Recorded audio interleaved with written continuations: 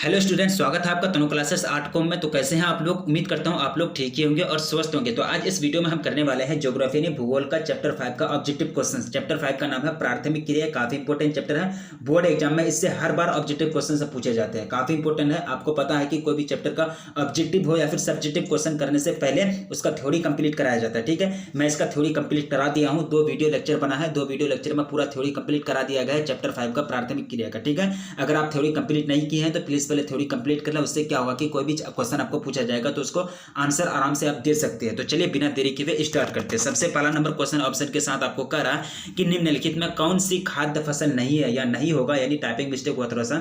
निम्नलिखित में कौन सी खाद्य फसल नहीं है? गन्ना, मक्का, चुकंदर या फिर कॉफी। गन्ना जो है एक तरह से चुकंदर जो है आपका खाद्य फसल नहीं है, यानी गन्ना, मक्का और जो कॉफी है ये आपका खाद्य फसल का उदाहरण है और चुकंदर जो है वह खाद्य फसल नहीं है। इस तरह से राइट आंसर हो गया आपका चुकंदर। आगे बढ़ते हैं, दूसरा नंबर क्वेश्चन आपका स्क्रीन पर ऑप्शन के साथ। यह क्वेश्चन आपको कह रहा है कि निम्नलिखित में कौन सा भू उपयोग संवर्ग नहीं है? प्रति भूमि, निवल बोया क्षेत्र या फिर सीमांत भूमि या फिर कृषि योग्य व्यर्थ भूमि। देखिए इसका राइट आंसर हो जाएगा आपका सीमांत भूमि। सीमांत भूमि जो है वो क्या नहीं है? एक तरह से भू उपयोग संवर्ग नहीं होता। ठीक है, इस तरह से दूसरा क्वेश्चन का राइट आंसर हो गया ऑप्शन सी। अब आगे बढ़ते हैं, तीसरा नंबर क्वेश्चन आपके साथ। ये क्वेश्चन आपको कह रहा है कि खट्टे रसदार फलों की कृषि संबंधी, यानी खट्टे रसदार एक जो फल होता है इसे कृषि संबंधी कहां से है? खट्टे रसदार जो फल होता है वो कहां एक तरह से पैदा किया जाता है। ठीक है, यह है आपका पहला ऑप्शन है मिश्रित कृषि से, सघन कृषि से, भूमध्य सागरीय कृषि से या फिर रोपण कृषि से। ठीक है, यानी खट्टे रसदार फलों की जो एक तरह से प्रधानता पाई जाती है वह भूमध्य सागरीय कृषि से पाई जाती है। यानी भूमध्य सागरीय कृषि जो है ये कृषि का एक प्रकार है। जैसे एक तरह से वहन कृषि, सहकारी कृषि, डेयरी कृषि, स्थानांतरित कृषि कृषि का प्रकार है, उसी तरह भूमध्य सागरीय कृषि कृषि का एक प्रकार है। और इस प्रकार की कृषि में खट्टे रसदार फलों की प्रधानता पाई जाती है। यानी खट्टे रसदार जो फल जो संबंधित है वो किससे संबंधित है? भूमध्य सागरीय कृषि से संबंधित है। इस तरह से दूसरा क्वेश्चन का राइट आंसर हो गया आपका ऑप्शन सी। ऑप्शन बाद में देखना, ऑप्शन बाद में देखना, पहले राइट आंसर को चूज करना। पहले इधर से राइट हैंड से राइट आंसर को चूज करना, बाद में उसके लेफ्ट हैंड में देखना है कि ऑप्शन कौन सा ऑप्शन में राइट आंसर को दिया गया है। ठीक है, तीसरा नंबर क्वेश्चन को कवर हो गया। आगे बढ़ते हैं चौथा नंबर क्वेश्चन की ओर। यह क्वेश्चन आपको कह रहा है कि निम्नलिखित में से कौन सी रोपण फसल है नहीं है? कॉफी, गेहूं, गन्ना या फिर रबर। रोपण फसल की बात की जा रही है, कौन सी फसल जो है रोपण फसल नहीं है? रोपण फसल का जो नहीं है वो होगा आपका गेहूं। गेहूं जो है आपका रोपण फसल नहीं है। और बाकी कॉफी, गन्ना, रबर जो है आपका रोपण फसल का एक तरह से एग्जांपल है, रोपण फसल का उदाहरण है। इस तरह से चौथा क्वेश्चन का राइट आंसर आपका क्या हो गया? ऑप्शन बी, यानी गेहूं। ऑप्शन बाद में देखना। देखिए चौथा यानी पांचवा नंबर क्वेश्चन आपको कह रहा है कि सहकारी कृषि अधिक सफल रही कहां रही? रसिया में, डेनमार्क में, नीदरलैंड में या फिर भारत में। अगर आपका थ्योरी कंप्लीट है तो आपको इसका आंसर आराम से आना चाहिए। सहकारी कृषि जो है सबसे ज्यादा सफल रही है वो आपका एक तरह से डेनमार्क में। कहां? डेनमार्क में सहकारी कृषि सफल रही है। सहकारी कृषि में क्या होता है कि लोग मतलब संगठन बनाकर मतलब एक तरह से कृषि करते हैं। ठीक है, और ये सबसे ज्यादा मतलब सफल कहां रहा है? डेनमार्क में। ये कृषि को लेकर के डेनमार्क में जो है सहकारी आंदोलन में चला था। ठीक है, पांचवा नंबर क्वेश्चन का राइट आंसर हो गया आपका ऑप्शन बी, यानी डेनमार्क। अब आगे बढ़ते हैं, छठा नंबर क्वेश्चन आपका स्क्रीन पर ऑप्शन के साथ। यह क्वेश्चन आपको कह रहा है कि यूरोप वासियों द्वारा, किसके द्वारा? यूरोप वासियों द्वारा अपने उपनिवेशों में किस प्रकार की कृषि का विकास किया गया था? ऑप्शन है आपका मिल्पा, रोपण कृषि या फिर मिश्रित कृषि या फिर अंगूर की खेती। यानी यूरोपवासी द्वारा जो एक तरह से कृषि का विकास किया था, देखिए वो है आपका रोपण कृषि। रोपण कृषि का विकास किया था यूरोपवासियों ने। रोपण कृषि के अंतर्गत ही मतलब कोहवा, रबर ये सब का मतलब उत्पादन करते थे। ठीक है, और मिल्पा जो हो गया ये आपका एक तरह से ये मिल्पा जो होता था वो इसको एक तरह से मिल्पा क्या करते थे कि उसको झूम की खेती को कहते थे। ठीक है, आपका रोपण कृषि और मिश्रित जो कृषि है आपका, मिश्रित कृषि में पशुचारण को ज्यादा मतलब चारा के उत्पादन में भी ज्यादा ध्यान दिया जाता है। और उसके बाद जो है फसल का उत्पादन में भी 50% ध्यान इधर जाता है तो 50% ध्यान उधर जाता है, इसलिए कहते हैं इसको मिश्रित कृषि। और अंगूर की खेती जो होता है एक तरह से अंगूर की खेती ज्यादा कहां होती थी? एक तरह से नीदरलैंड वगैरह में इसका अंगूर का खेती ज्यादा होता था। ठीक है, यूरोपवासी द्वारा, लेकिन कौन सा उपनिवेश में जो यूरोपवासी द्वारा अपने उपनिवेशों में यानी एक तरह से उपनिवेश का मतलब क्या होगा कि जिस देश में वो शासन करते थे। ठीक है, किस प्रकार की कृषि का विकास किया गया था? इस तरह से रोपण कृषि का विकास किया गया था। ठीक है, छठा नंबर क्वेश्चन का राइट आंसर हो गया आपका ऑप्शन बी। आगे बढ़ते हैं, सातवां क्वेश्चन आपका स्क्रीन पर ऑप्शन के साथ। यह क्वेश्चन आपको कह रहा है कि निम्न में से कौन सी एकल कृषि नहीं है? डेयरी कृषि, मिश्रित कृषि, रोपण कृषि या फिर वाणिज्य अनाज कृषि। राइट आंसर आपको चूज करना है, कौन सी कृषि जो है आपका एकल कृषि नहीं है। देखिए एकल कृषि नहीं है जो आपका मिश्रित कृषि। मैंने अभी बताया कि मिश्रित कृषि में क्या होता है कि 50% पूरा होता है आपका उत्पादन होता है इसमें। ठीक है, उत्पादन और 50% 50% जो होता है पशु का चारण का एक तरह से उत्पादन किया जाता है, पशु का चारा का उत्पादन किया जाता है। इसमें से दोनों का ध्यान रखा जाता है, पशु का भी ध्यान रखा जाता है और एक तरह से फसल का उत्पादन का भी ध्यान रखा जाता है, जिसके कारण इसको क्या कहते हैं, मिश्रित कृषि कहते हैं। यानी इस तरह से एकल कृषि नहीं है, ये एकल कृषि नहीं है, बाकी दोनों का कंबाइंड रूप है। यानी कल्चर एक तरह से उत्पादन यानी चारा का कंबाइंड रूप है, उसके बाद किसका, एक तरह से उत्पादन का। ठीक है, इस तरह से 7वां क्वेश्चन का राइट आंसर आपका हो गया ऑप्शन बी। अब आगे बढ़ते हैं 8वां नंबर क्वेश्चन आपका स्क्रीन पर ऑप्शन के साथ। ये क्वेश्चन आपको कह रहा है कि निम्न प्रदेशों में से किस में विस्तृत वाणिज्य अनाज कृषि नहीं की जाती है। अगर ये क्वेश्चन थोड़ा सा है दमदार, ये क्वेश्चन आपका, अगर ये क्वेश्चन कभी तब सॉल्व होगा जब आप थ्योरी कंप्लीट करेंगे। ठीक है, यह क्वेश्चन आपका ऑप्शन है अमेरिका एवं कनाडा के प्रेरीय क्षेत्र में, या फिर अर्जेंटीना के पाइपन्स क्षेत्र में, पंपास क्षेत्र में, या फिर यूरोपीय स्टेपी क्षेत्र, या फिर अमेजन बेसिन। राइट आंसर आपका इसका हो जाएगा अमेजन बेसिन। यानी अमेजन बेसिन जो है एक तरह से अमेजन बेसिन क्या है कि वाणिज्य यानी विस्तृत वाणिज्य अनाज कृषि का नहीं की जाती। इस विस्तृत वाणिज्य कृषि है, वाणिज्य अनाज कृषि, विस्तृत का मतलब बहुत बड़ा क्षेत्र में फैला हुआ। ठीक है, इस तरह से राइट आंसर हो गया आपका ऑप्शन डी, यानी अमेजन बेसिन, अमेजन बेसिन। अब आगे बढ़ते हैं 9 नंबर क्वेश्चन आपको कह रहा कि निम्न में से कौन से देशों में गेहूं व चावल की अधिक उत्पादकता किसमें विकसित की गई है। जापान तथा ऑस्ट्रेलिया में, मैक्सिको तथा फिलीपींस में, संयुक्त राज्य अमेरिका तथा जापान में, मैक्सिको तथा सिंगापुर में। फटाफट राइट आंसर का चूज करना है, इसका राइट आंसर क्या होगा। यानी निम्न में से कौन से देश में जो है गेहूं और चावल दोनों की एक तरह से अधिक उत्पादकता की किसमें विकसित की गई है, डेवलप किया गया है, जापान तथा ऑस्ट्रेलिया में या फिर मैक्सिको तथा फिलीपींस में। राइट, इसका आंसर हो जाएगा आपका मैक्सिको तथा फिलीपींस में जो है चावल की उत्पादन में एक तरह से ज्यादा मतलब ध्यान दिया गया है, विकसित किया गया है। ठीक है, यानी एक तरह से गेहूं और चावल की अधिक उत्पादकता की किस्मों को विकसित किया गया है, कहां, आपका मैक्सिको तथा फिलीपींस में। ठीक है, इस तरह से राइट आंसर आपका हो गया 9 नंबर क्वेश्चन का ऑप्शन बी।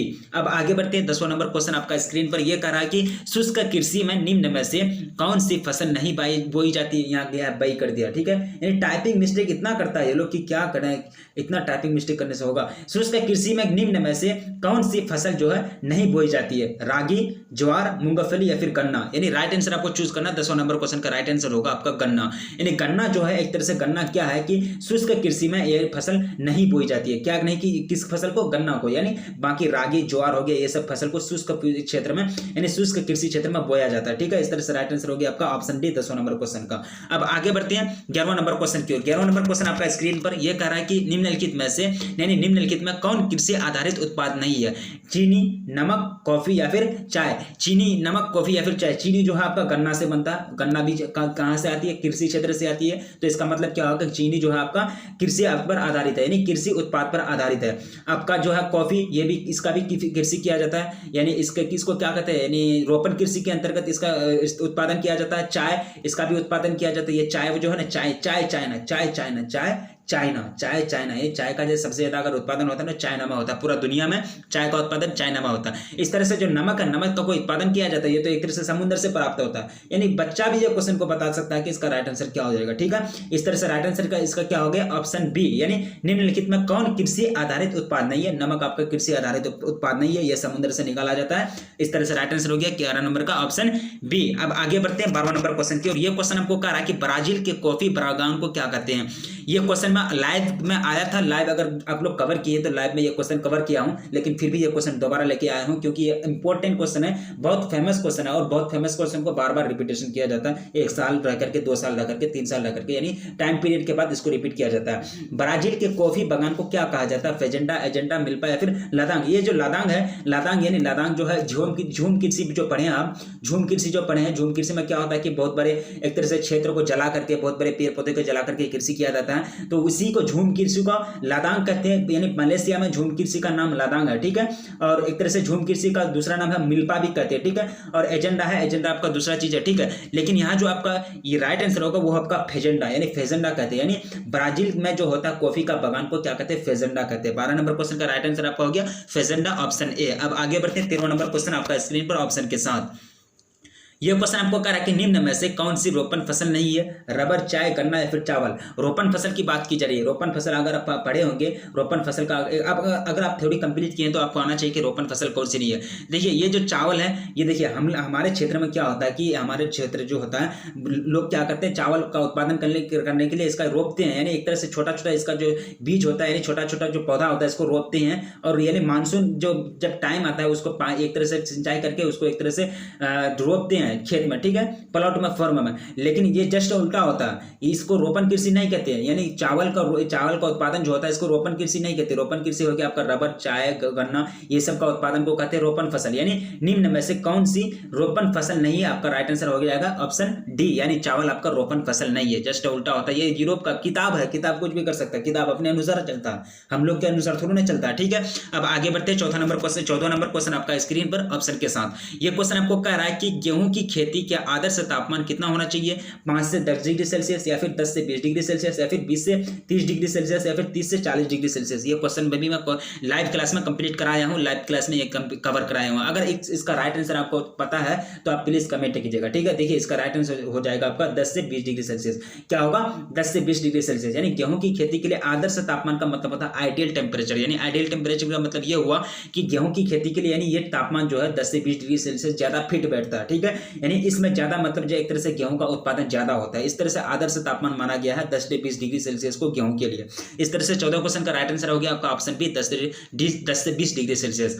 अब आगे बढ़ते हैं, 15 नंबर क्वेश्चन आपका स्क्रीन पर ऑप्शन के साथ ये कह रहा है कि आज विश्व में लगभग कितने लोगों का भरण पोषण चलवासी पशुचारण पर निर्भर करता है, ठीक है। ये भी मैं लाइव क्लास में कवर करा चुका हूं, ठीक है। लगभग 3-4 क्वेश्चन है जो लाइव क्लास में कवर करा चुका हूं, उसको यहाँ भी मैं लेकर के आया हूं, ठीक है। आपका ऑप्शन है 1 करोड़, 2 करोड़, 3 करोड़ या फिर 5 करोड़।